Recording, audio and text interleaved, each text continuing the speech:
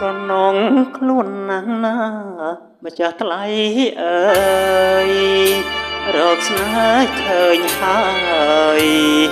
តែស្នេហ៍អើយកំពុងរៀបការបងគ្មានអ្វីក្រៅពីទឹកនេត្រាចងដៃជីវ៉ាបញ្ជាក់5ថានៅតែអាឡ័យយើងស្រឡាញ់គ្នាមិន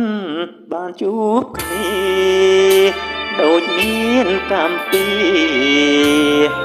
បងខ្លាយជា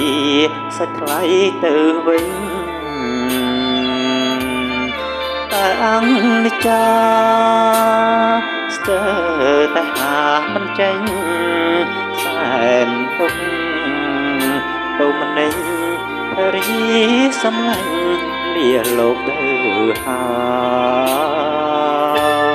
យវិលមករកស្រីស្រាប់តែលើភ្លេងលេងចងដៃបងសល់អ្វីជីវិតរស់នៅ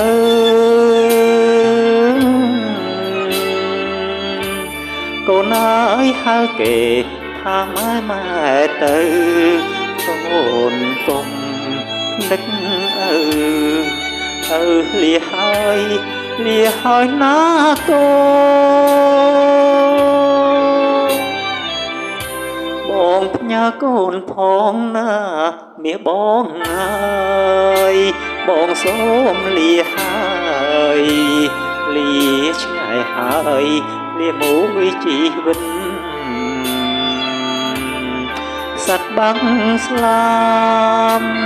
ភ្លៀងពេលមេឃងងឹតអព្រំលិខិតម្ដេញគ្មានអាណិតឲ្យឃ្មុំប្រត់ផ្កា